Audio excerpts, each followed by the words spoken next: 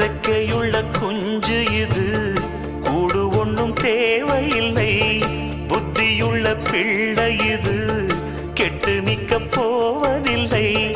தாயொருத்தி இருந்தா ஒரு தந்தை உண்டு கேளம்மா. தந்தை ஒண்ணு இருந்தா பெத்த பாட்டி இன்றி போகுமா? தெருவோரம் கிடந்தும் அனாதை இல்லை.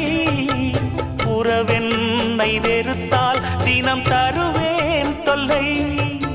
கெட்டாலும் பட்டாலும் உன் பேரன்தான்.